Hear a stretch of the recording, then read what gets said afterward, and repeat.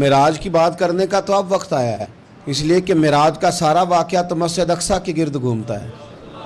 سبحان الذی اسریٰ بعبدہ لیلا من المسجد الحرام الی المسجد الاقصیٰ۔ حضور نے معراج کی رات مسجد اقصیٰ میں نماز پڑھائی تھی، اور ایک بار پھر سے طیبہ سے فلسطین میں آ، راستہ دیکھتی ہے پھر مسجد اقصیٰ تیرا۔ ایک بار حضور گئے تھے مکے سے مسجد اقصیٰ، اور پھر حضور فرماتے ہیں جب میں واپس گیا نا تو کفار نے جو کہ مسجد اقصیٰ دیکھی ہوئی تھی تو مجھ سے پوچھنا شروع کر دیا کہ مسجد اقصیٰ کی کھڑکیاں کتنی ہیں، دروازے کتنے ہیں، پلر کتنے ہیں۔ جب انہوں نے سوال جواب کیے تو حضور فرماتے ہیں کہ رب کریم نے مسجد اقصیٰ کو اٹھا کے میرے سامنے رکھ دیا۔ میں دیکھتا جاتا تھا، بتاتا جاتا تھا، کہہ لوں بات کر لوں۔ ایک دفعہ حضور مکے سے مسجد اقصیٰ آئے، اور ایک دفعہ مسجد اقصیٰ میرے نبی کی زیارت کے لیے مکے گئی، حضور کی زیارت کے لیے مکہ شریف گئی۔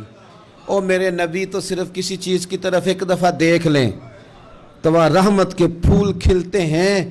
مسجد اقصیٰ کی طرف منہ کر کے 17 مہینے میرے نبی نے نماز پڑھی ہے۔ مسلمانوں پتہ ہی کوئی نہیں، ہماری خبریں ہی اور ہیں، ہمارا درد ہی اور ہے، ہمیں پتہ ہی نہیں بم کہاں برس رہے ہیں، ہمیں یہ خبر ہی نہیں۔ اور میں اس دور میں تقریریں کر رہا ہوں جہاں سوتوں کو جگانا نہیں پڑتا، جاگتوں کو جگانا پڑتا ہے۔ سیانے لوگوں کو سمجھانا ہمارے ذمہ لگ گیا، کیا کریں؟ اس قوم کو سکھانا پڑتا ہے جسے پتہ سارا ہے، لیکن جان بوجھ کے آنکھیں ہماری بند ہیں۔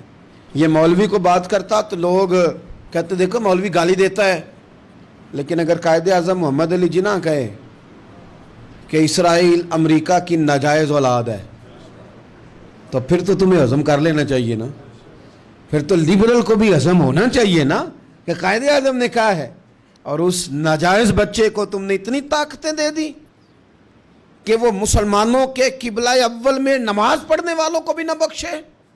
کہاں گئی تمہاری وہ انسانی حقوق کی بڑی بڑی تنظیمیں، کدھر گئی؟ اور میرا پاکستانی میڈیا سے بھی سوال ہے، مسجد اقصیٰ کی توہین ہو گئی تو پھر طوفان کیوں نہیں اٹھا، ٹاک شو کیوں نہیں ہوئے، بحثیں کیوں نہیں ہوئی؟ میں اس موم بتی مافیا کا کیا کروں؟ ان لبرل لوگوں کا کیا کروں؟ ان کے سپورٹروں ووٹروں کا کیا کروں؟